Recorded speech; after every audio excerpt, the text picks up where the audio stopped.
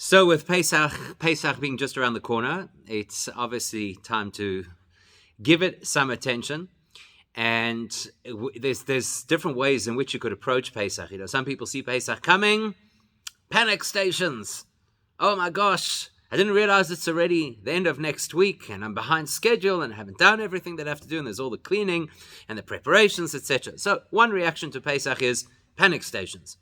Another reaction to Pesach is, this year I'm going to find something to share at my Pesach Seder that nobody's ever heard before, that will completely tickle their imagination and keep the crowd focused, because this year we're going to break our record for the latest that we could finish our Pesach Seder. Everybody has their particular motivation for how they're supposed to prepare and how they're going to get into the Pesach spirit.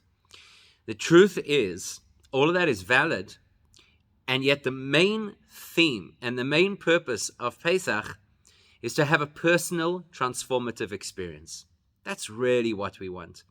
See, if you come out on the other end of Pesach and say, our Seder finished at 2 a.m. How late did your Seder finish? Well, maybe that wasn't a personally transformative experience. It could actually be that you are naturally a competitive person. You were a competitive person before Pesach. You remain a competitive person after Pesach. Nothing has really changed. Or some people will come out of Pesach on the other end and say, now I have to diet because the amount of food that we ate on Pesach didn't stop. The eating and the carbs, the amount of carbs that we have on Pesach is like unprecedented. Potatoes like nobody's ever seen. So if we come out of Pesach on the other end and what we've achieved was gastronomical, I don't know if that's a transformative experience, although when you try to tighten the belt, it doesn't go so well. That feels like something transformed in your experience. And even if we have one of those Pesach Seders that was for the books, it was engaging and people shared insights we'd never heard before, and we sang and there was spirit and people were completely involved, that's wonderful. It doesn't tell us that it's necessarily a transformative experience. And the chapa is really that that's what Pesach is supposed to be. It's an invitation for us to make radical personal transformation. And if we're not looking for that, it's unlikely that we'll find it, because the nature of anything in life is what you look for is typically what you find. It's like looking for chometz. What you look for is what you find, which sometimes is a problem, because you look for the 10 pieces of chometz that you've put down, and sometimes you don't realize that there might be other chometz that you completely overlook because you weren't looking for them. So what do we have to look for in our Pesach experience? We want to look for a personal, transformative Pesach experience. So where do you look? Where do you find the key or the tools for real, meaningful transformation? Truth is, once we start to look, everywhere. The whole of Pesach has touch points that allow us the opportunity for major, major personal transformation. We just have to identify those touch points, and don't think that each year I'm going to cover them all, because that's probably not likely. It's not going to happen. But if we found something that we could use this year that would be very powerful and meaningful for us, that would be great. Now, why do I say that Pesach is this meaningful, personal, transformative experience? Well, let's think. How did the first Pesach look? Remember, the concept in Judaism is V'hayomim ho'ele nizkarim v'na'asim. That these dates on our calendar are nizkarim. They are dates that we have to remember on an annual basis. And through remembering them and commemorating them, na'asim, they become redone. So we don't come to Pesach and dust off the Haggadah and say, boys and girls, let me tell you a story. Once upon a time, many years ago, in a faraway land, because all fairy tales are immediately removed from real life. That's not how we tell the Pesach story. We say we have to view ourselves as if we had been in Egypt, and if Hashem hadn't taken us, we and our children and our children's children would all still be subjugated to Paro, because we want to make it very personal to us. The Jewish experience of a special date is a reliving of whatever that date represents, not a commemoration. We're not into establishing memorials. We're not into relating history. We're into re-experiencing the energy of Pesach as it was On the original Pesach, the energy of that Pesach is available to us again this year, and we've just got to key into it. So what was the energy of the original Pesach? Absolute personal transformation. In the most obvious way. The most obvious way. Here you had a group of people who were foreigners. They were living in a country that was not theirs. They had been living there for generations. They'd been effectively misplaced or displaced people for many generations. And on top of that, they were slaves. And there's a whole psychology that comes with that. Being a slave, you don't have the opportunity to make your own decisions. You don't have freedom of movement. You don't have freedom of expression. And this was ingrained because it's what they had seen, what their parents had seen, what their grandparents had seen, what their great-grandparents had seen. And although they clutched certain of their traditions and they clung to certain of their beliefs, they were on a daily basis assailed by a foreign way of living and of thinking and of behaving and of prioritizing. So whatever they did believe and whatever they did hang on to, they had to keep it pretty quiet because the society they lived in didn't believe in those things. Sacred sheep. They didn't believe in the kind of things that we believe in. So the moment of Pesach is a very dramatic, extreme personal transformation. It's such an extreme personal transformation that the prophet Yecheskel calls it birth. There's probably no more radical transformation that happens in a person's life than when they are born. Because before the person was born, they didn't exist. And even if they existed as a fetus, that's only an existence that is relevant to the mother that carries that fetus and maybe to the immediate family who waits with bated breath. When is the baby coming? But in terms of the world, no impact. In terms of the individual, they don't yet exist before they're born. So when a person is born, we call this a Metzius Chadasha. It's a whole brand new being that has come into existence. When the Jews left Egypt, it wasn't simply a group of people who had been abused for centuries, were suddenly liberated. And it's a big simcha and everybody's so happy because this liberation movement was successful and these people now have rights and they can vote and they can live independently. That's not what happened on Pesach. In fact, it's a terrible disservice to the message of Pesach for people to consistently see it only in terms of the liberation of slaves, which of course fits very popular modern narratives about liberating people from their colonizers and from their abusers, etc. Those are all valid points. That's not the message of Pesach. The message of Pesach is Metzius Chadasha. Something was born on that occasion. Something that hadn't been part of our world. Something that was radically going to change the people, and as a result, those people would radically change the world. The moment of the Exodus is not the celebration of the freedom of slaves. The moment of the Exodus is a celebration of a radical new world. As it happens, that new world was the world Hashem intended right from the start. As the Midrash tells us, that the thought, the motivation to have the Jewish people predates every single thing that exists and even predates the spiritual concepts that give life to the world, like the Torah itself.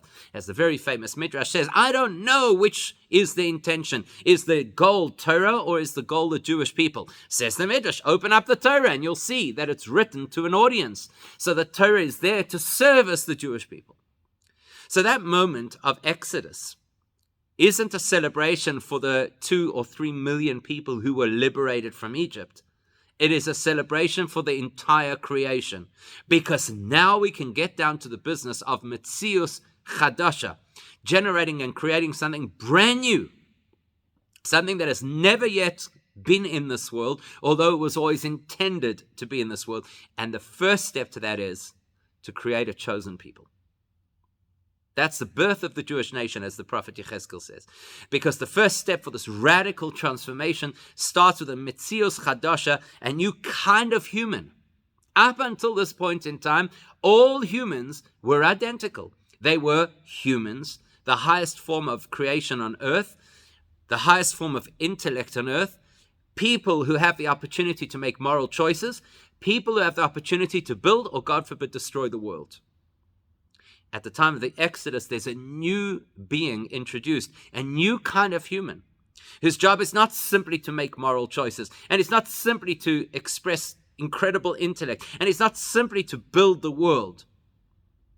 But now there's a human whose job it is to reveal godliness in the most unlikely destination, namely here on earth. It's a new kind of human. It's birth. Something has changed. Now, every year on Pesach, the energy of the original Pesach resurfaces. And potentially you and I have access to that energy, which means that every single one of us at Pesach is invited to become a Metzius Chadasha, a brand new being, as if we were being born again. And maybe in other religious disciplines, there's the concept of a person being born once again. In Judaism, there's the opportunity to be born again all the time, any day that we choose, but specifically at Pesach, because here is when the energy is alive and dynamic, and it's up to us to key into that energy and to become a Tzius Chadasha, a brand new being.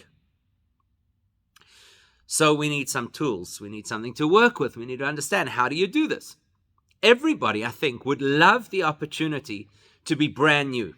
Everybody would love the opportunity to say, whatever happened up until this point in my history is technically irrelevant, because now I will be a Metzius Chadasha. I will break the shackles of the spiritual Egypt that I've lived in for all of these years. I will break free of the Pharaoh voice that has been the voice of defeat in my head for all of these years. Everybody, we'd all embrace it, surely. Wouldn't you want to do it? I definitely want to do it.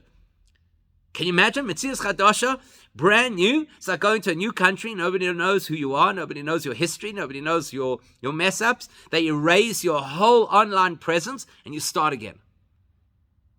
So tell us, please, how do you do this? How do we gain access to becoming Metzius Chadasha, brand new people? And it's not as simple as just burning out your pots and pans and making them into something brand new, because that's technically what happens when you kasher. You technically take old vessels and you make them into new vessels.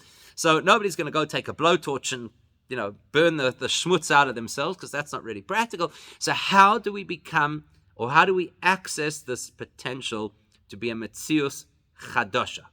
Brand new, new and improved, altogether different, like a newborn baby, clean slate in a way that we would never have imagined. How do we do it? Well, apparently there are 3 key steps. How do we know that there are 3 key steps? Because in Judaism, everything is very, very carefully measured. Nothing is by accident. Nothing is just for show. Nothing is just for dramatic impact. Everything that is mentioned in Judaism is precise. This holiday has 3 names. That is precise. It's not accidental. It's not incidental. The fact that this holiday has 3 different names is to illustrate the 3 key steps of how we become Metzius Chadasha. So let's have a look. The 3 names also have 3 levels of relevance, because the first name of this holiday is the name that the Torah gives it. Whatever the Torah calls a particular holiday, that has to be the single most valuable and important name that is associated with that time. That's how the Torah refers to it. So what does the Torah call this holiday? Chag HaMatzos, the festival of matzah. So have a look in the Torah, that's what it's called. Chag HaMatzos, Festival of Matzahs. In addition to that, if you look at our liturgy, which is written by our great sages, who obviously have a deep insight not only into the Torah, but also into the calendar. So if they attribute a name to a particular time, it obviously has very deep meaning. They call it Zman Cheruseinu, the time of our liberation, the time of our freedom. That's what we say in Kiddush, and that's what we say in davening. The time of our liberation. And then, of course, the most popular name, the one that we all use, which is really just something we've picked out of the story and attributed to the holiday. So it's kind of the colloquialism for this holiday is Pesach. There's an old saying that when Hashem named the festival, he named it to celebrate our greatness, Chag HaMatzos, the fact that we had enough faith to go and produce matzah because we were told that we were going to leave Egypt. So it's an accolade to us. And the way that we named the festival is an accolade to God, Pesach, the fact that he skipped over our homes when he killed the firstborns. What we're going to discover today is that each of these three names represents a process of how you get to this dramatic personal transformation, Metzius Chadasha, how you become a brand new person over the course of Pesach. Now, before we're going to do that, before we'll get into the three names and what they represent, there's a key piece of information we haven't yet discussed. And it's also one of those details that unfortunately is very often lost in the story of Pesach, because everybody loves the let my people go part, because it's got such a contemporary message and it sounds really good, and well, even Martin Luther King liked it. So it's a very popular phrase. We forget the rest of the phrase. Shalach es ami is what Hashem tells Moshe to tell Pharaoh, send my people, or colloquially, let my people go, ve'ya'avduni, that they will serve me. That's a very important part of this conversation, because unfortunately, when we start to use the narrative of liberation, freedom movements, breaking the shackles of whatever, we tend to associate that with now you should be able to be free to do as you please. And Judaism says very differently, Shalach es ami ve'yavduni, that the nature of the freedom that we experience is a freedom associated with serving Hashem. More specifically, we all remember, of course, that the first encounter between Hashem and Moshe that led to the Exodus occurred at the burning bush. And at the burning bush, Hashem told Moshe that the objective is, you want to know where this is headed? You want to know how you can be sure that I'm going to do it?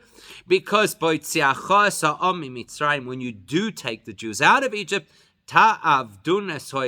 they will serve God al hahar hazeh, on this mountain. Which mountain? Sinai. What's the goal of leaving Egypt? What's the goal of Pesach? Mount Sinai. And Mount Sinai is, of course, where Hashem gave us the Torah. So any person who sees anything in the Pesach story that does not link us to getting to the Torah has missed the point of the Pesach story. What is Pesach? A journey to receive the Torah. And by virtue of the Torah, to connect to God. So if we want to understand what it means to become a Metzius Chadash, a brand new human being on Pesach, we need to understand what does it mean to receive the Torah. So Torah, of course, many different people will give us many different perspectives on what is so special about the Torah. Some people will tell you what's so special about the Torah, brilliant wisdom, unbelievable wisdom. You know, a lot of people hoo and ha about the Torah, even if they're not necessarily observant. They go, wow, that's amazing. The richness, the depth, the insight, the forward thinking of the Torah. There's so many examples within the Torah that we're quite proud of. You know, the same people, I suppose, who send out those emails about how many Jews have received Nobel Prizes are the same Jews that get a thrill out of those emails that go around to say, and in all the years they've never yet found a species of animals other than those 4 species that the Torah delineates that only have one out of the 2 kosher signs. And a dozen other different examples of the brilliance of the Torah, which is all true. It's true. The Torah is brilliant. That's not what the Torah is all about. Other people will tell us, the Torah is this very important moral code that has helped us as Jewish people to keep a moral compass through all the difficulties that we've had throughout the course of our history. And it's this basis of the whole concept of what they call Judeo-Christian values. And it's the basis of the core principles of the legal systems of the world. And we are the pioneers because we have the Torah. We're so brilliant. We're so amazing. We're going to change the whole world because we have the Torah and it's valid. But that's not really the truth and the depth of what the Torah is. And if we don't know what we mean when we refer to Torah, then it's unlikely that we'll know what we anticipate when we become this Metzius Chadasha, this brand new being who breaks out on Pesach. So what is the Torah? You might remember the Gemara in Shabbos tells us that when Moshe Rabbeinu went up onto Mount Sinai to receive the Torah, he did not get the warmest welcome. There was a whole protest of angels. I don't know if there was, perhaps at the time of the creation of man, that's probably the only other time there was such a protest of angels. And the angels are like, what Mali Lloyd Isha Beinenu? What is this human being doing here amongst us? And Hashem says he's come to get the Torah. And the angels go ballistic. And they say, Chamuda Genusa Genusa Lachomisheshis Yemei Bereshis.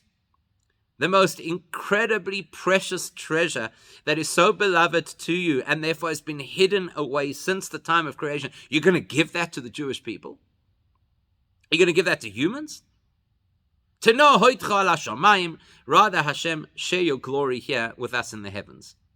Now, we're not going to analyze at this point the nature of their protest or the nature of Moshe's rebuttal. What we're going to focus on is the expression that they use, that this is Hashem's hidden treasure. It's a very insightful description of the Torah, hidden treasure. There are two ways that something could be hidden. The one way is deliberately. I have something, I don't want anybody else to know where it is, I hide it away. So you hide the nash from your kids because you don't want them to have sugar the whole week long. You hide valuables in a safe because you don't want to entice criminals. Some people hide their abilities because they don't want to become arrogant, etc. That's the deliberate form of hiding. And you always have to ask, is there a good enough motivation to hide? So the person, for example, who doesn't want to show their talents, wants to hide because they don't want to develop an ego, we say, is that valid? Maybe there's something that you could share with people that would actually enhance their lives. Why are you being so selfish and keeping it for yourself? Go out there and share your talents.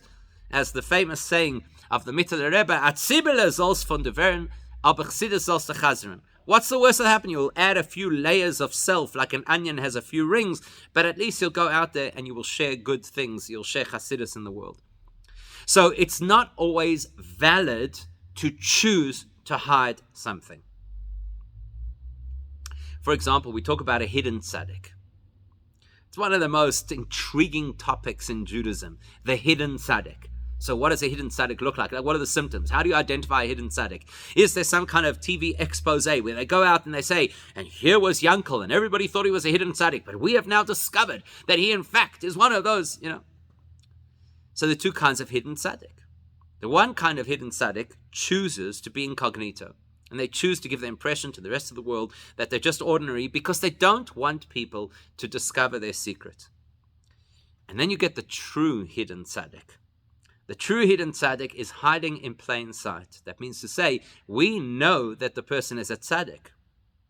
So how could you be a hidden tzaddik if, It's like, the joke that they make about the Jewish grave in Arlington Cemetery that says, here lies Chaim Cohen, the unknown soldier.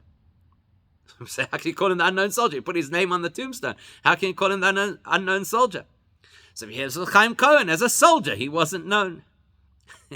In other words, there's somebody who's hiding in plain sight. We know who they are. We know that they're a tzaddik. And that is what hides them from us. Let's say, for example, if a person had to learn the Zohar. Everybody's always very nervous. You're going to learn the Zohar. Something's going to happen. You're going to fry your circuits. And I don't know what's going to be. You open up the Zohar, what is it? Just this Shabbos, somebody shared a word from the Zohar. It's the first time in a very long time. At Shul on Shabbos, somebody shared a word from the Zohar. I had to control myself, What was the word? It was a story. It was a story. Because it's hiding in plain sight. You read the story and think, now I've understood something from the Zohar. You haven't begun to understand. It's not hidden in camouflage. It's hidden because it is fundamentally so deep that even if you saw it, you wouldn't know what it was. You have a tzaddik who is so great that even if you see them and you acknowledge that they're a tzaddik, you still have no clue as to who they are. That's a real hidden tzaddik. What does it mean that the Torah was Hashem's hidden treasure? It means that the Torah is fundamentally beyond our reach. Not because Hashem is being nasty or selfish or dafka withholding the Torah from us. It is fundamentally beyond our reach. Why? Very simply. Because we're finite beings and Torah is infinite. And a finite being can never access Torah. To plug that into the language we're using right now about the Pesach Seder, or the Pesach experience, the Metzius, the entity that I am as a human being, can never access the Torah. Because my Metzius is a finite Metzius. My reality is a finite reality. And the Torah is divine and hence infinite. No finite being can climb an infinite mountain. It's not possible. You could take all the finite steps that have ever existed, and it will still be a finite distance. You can use all the finite wisdom that all humans collectively have ever achieved, and it will only take us to a finite understanding. And we're trying to access infinite.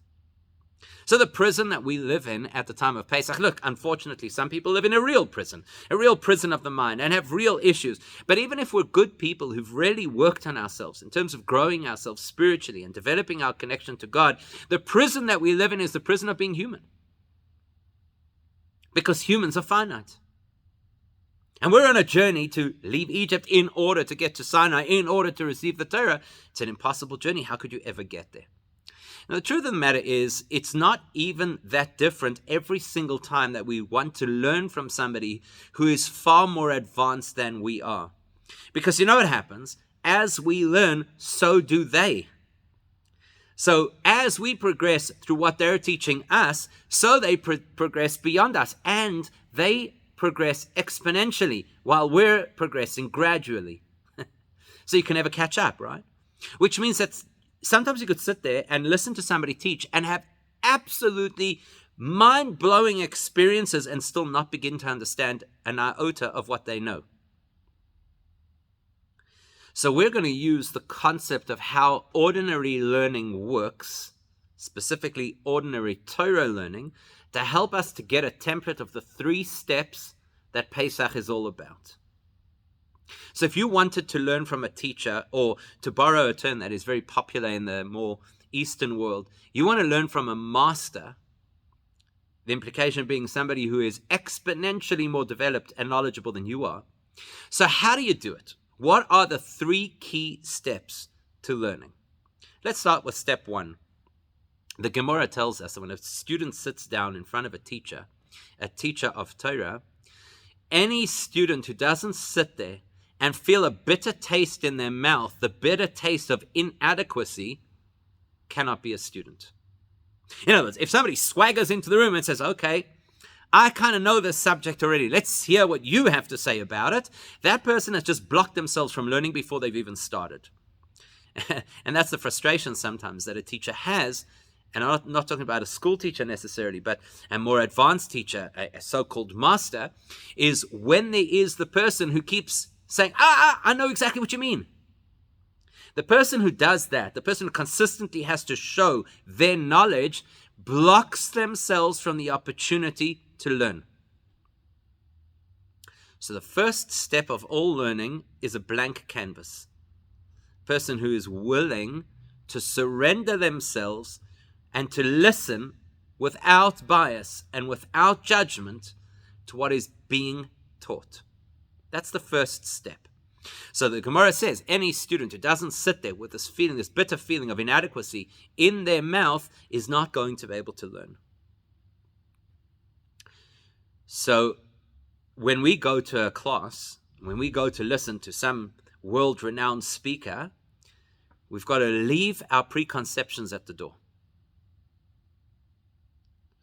Because if we're producing noise in our own heads, we will be unable to hear what's being taught. If we can silence the rush of our own urges to say, oh, I know that, oh, I have a view on that, then we're able to take in information that is unadulterated. So I always joke about the 2 people who walk out of a talk where they had 2 views on the subject, and this is an expert on the subject, and they walk out and both of them turn to each other and say, you see, He said exactly what I've always said. That tells you that two people learned nothing, because each one of them walked into that talk with a particular preconception, a particular expectation, a particular bias, and all they did was they filtered the information to satisfy their bias. That is not learning. So the first step of all learning is the willingness to relinquish self. That's the first step to all learning. I sit here like a grade 1 student. I think Rabbi Akiva is a great example of that, because you had a 40-year-old man sitting in the same class as people in the first grade, and there, that bittul, that submission, that humility opened him up to learn in a way that maybe other people of his age were unable to learn, because a 40-year-old already knows things, and Rabbi Akiva knew that he knew nothing, so he was completely open to learn. That's the first step. Now you've got to be really careful what happens next. So let's say that a person does enter into the learning environment with this absolute openness, a genuine openness to learn without bias and preconception. That means that they've completely switched off self in order to absorb. It's what the Mishnah in Pirkei Avos calls the sponge. The ideal student, the sponge. He takes everything in and loses nothing. But the losing nothing is not so simple, you see, because if we sit there and we absorb, we're actually in quite a passive state. And a passive state is healthy because you allow yourself to absorb. The only question is, does a passive state allow you to retain? So while we're sitting there learning from the master with complete openness, while that's happening, we are exactly where we need to be. The minute that talk ends, the minute that class is over, the minute we've completed reading that particular book with absolute openness, straight away we have to come back. Our own self has to enter the picture again, because the reality is that no two people process in the same way, no two people see things in the same way, no two people understand in the same way. And so as important as it was for me to hear from the teacher the actual objective information, it is just as important for me to now chap it in a way that I understand, in the language that I speak. So if I put my personal perception in too early, then I discolor the product. But if I now have the product, the way to own the product is to actually analyze it using my own faculties. So you sit after the talk, after you've read the book, after you've been through the workshop. That's when we're supposed to pause and say, so now what does this mean to me? How can I translate this into terms that are relevant in my life, or that will help me remember it, or that resonate with the perspectives that I have? Again, I'm not trying to mold what I learned into my perspectives. I'm not looking for confirmation bias.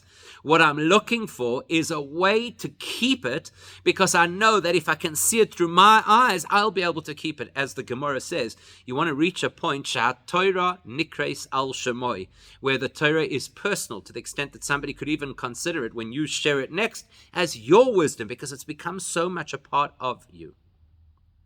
So step 1 is complete release of self. Step 2 is integration of the information into myself, so that I can keep it, that I can hold it, that it can be relevant and meaningful to me. So the advantage of step 1 is it allows me to get information that is unadulterated. The advantage of step 2 is it allows me to retain that information in the language that I'm familiar with, because that's how I will retain. A successful student is somebody who's able to walk out of a class and share what they have learned with other people, without umming and ahhing, without saying, it sounded better when I heard it in the class. That would be somebody who has mastered both steps. In the class, they were open enough to get all of the information without missing anything or corrupting anything. And they were successful enough after the class to integrate the information, to actually hold on to it. It's a highly successful position to be in as a student. It's not the ultimate of learning. The ultimate of learning is, as the Torah tells us, all the way at the end of Parashas Kisavai, right towards the end of the Torah, that Hashem tells Moshe to tell the Jewish people that Moshe had led them for 40 years, and up until that time, V'loi nosan Hashem lochem leiv lodas ve'naim lirois ve'oznaim lishmoya ad hayom hazeh. Hashem hasn't given you a heart to know, eyes to see, and ears to hear until today. What's the significance of today? Says the Gemara, because they had studied with Moshe for 40 years, only after 40 years, koyim inesh adaite derabe, does a person truly understand the mind of their teacher. Meaning the ultimate state of a student is to now start to think like the teacher. Not just to retain the information received from the teacher, and therefore to always be reliant on the teacher, so never have independence. The ultimate state is to transcend myself, who was always a student, to become of the caliber of a teacher. That's the ultimate state of learning. Mastery over a subject. To the point that now you're not the student of the master, you are a master. That's the ultimate state. So in purely academic terms, that is the Metzius Chadasha. That is where the person has become something brand new. No longer just the perfect recipient, but actually a source of teaching, a source of knowledge and wisdom, a brand new entity. So those are three steps that are reflected in what Pesach is all about and expressed in the three names of the holiday of Pesach. We start off Pesach, Chag HaMatzos. The first step and experience of Pesach is a matzah experience. And everybody knows that a matzah experience is a humbling experience. First of all, paying for the matzahs is a humbling experience. Then you got to explain something. Can you imagine trying to explain this to people who are totally unfamiliar with Judaism? Oh, I just spent whatever it is over here. It's like 700 Rand a box or something like that for a product of flour and water. That's it. It's a very humbling experience because it effectively says, I accept that what Hashem wants from me is valuable enough to sacrifice. Paying that amount of money is a sacrifice, even if it doesn't necessarily make sense or bring me personal benefit. It's like the student who sits there and says, it's not about me. The beginning of Pesach is, it's not about me. And that's why we wear our knuckles down scrubbing for Pesach. And that's why we get rid of chumetz, which is all associated with pleasure and self, the inflation of self. We get rid of all of that in the run-up to Pesach, because the first step of Pesach is an overarching acknowledgement that Judaism is not on my terms. It's not about me. Just like a student has to be willing to put their own bias aside in order to learn, a Jewish person has to be willing to put their own self aside in order to connect with Hashem. Or as we said at Mount Sinai, na'aseh v'nishma. First, we commit ourselves to do whatever it is that you expect of us, without bias, without criticism, without distinction. We're going to do whatever you want. And then we go forward to nishma. Now, in the case of a student who's learning from a teacher, after the lesson is over, the student then has to reinstate self in order to make sure that they actually have the information. In other words, you finish the class, now it's no good to say I'm a nobody. Now I've got to get my brain working and understand exactly what was taught.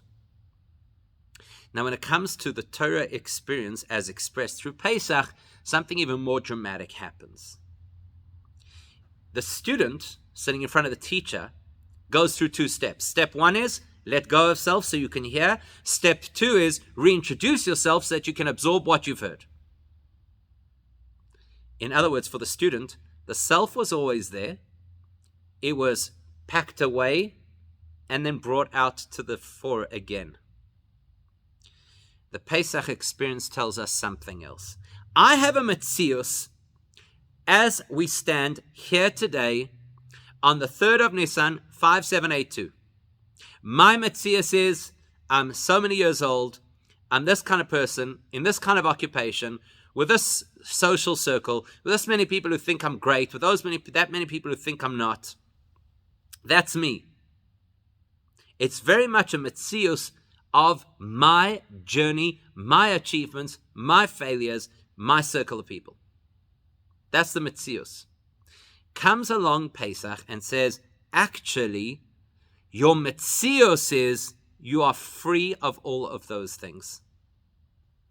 You are free of a definition based on how much money you earn on a monthly basis. You are free of a definition based on how many people like you. You are free of a definition on the basis of how religious you are. So the Gemara tells us, well, the Mishnah actually tells us something remarkable. It says, Ein lecha ben chorin ela mi she'osek b'talmud Torah. There's nobody who is more free than a person who is absolutely engaged in the process of learning and applying Torah. Most people will say that's counterintuitive. The Torah is so restrictive. Can't go here, can't eat that, have to daven at this time, have to, this time of the year you've got to eat outside the house, that time of the year you've got to eat only certain foods. There's so many restrictions. How can you call this a life of freedom? And the answer is beautiful. Because freedom is not assessed by how many things you are at liberty to do. Freedom is assessed by how much you can be who you truly are. We live in a world that parades all kinds of ridiculous things in the name of personal liberties. Do as you please.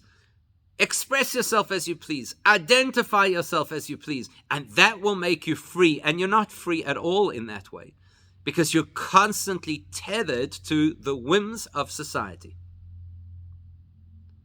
Torah is not a set of rules that we abide by. Torah is a framework that expresses who we are at a soul level. And when we live in sync with our soul, it is the most liberating experience. So the student who sits in front of the teacher has to regain their sense of self after relinquishing it to have learnt. Pesach tells us, when I relinquish who I think I am, and then come to appreciate who I truly am, Zman Cherusenu, the time of our liberation, it is the most empowering, uplifting experience I could have, because now I feel great being me. Who is me? A neshama, not an earner, not a social media expert, not a parent, not a child. Who is me? A neshama. Those are the two steps that each of us is capable of doing on our own, and those are the two things we're supposed to work on through the course of Pesach. The ability to relinquish the self that I hold so dear in favor of the self that is my true essence. Chag HaMatzos to Zman Cherusenu. If we succeed in doing that, then Hashem awards us an experience we couldn't achieve on our own, called Pesach. Pesach means when you jump. Pesach means that you suddenly have a transformation that is exponential. Exponential means you could not have done it. You could not have crafted it. You could not have caused it, because none of us is capable of making something exponential.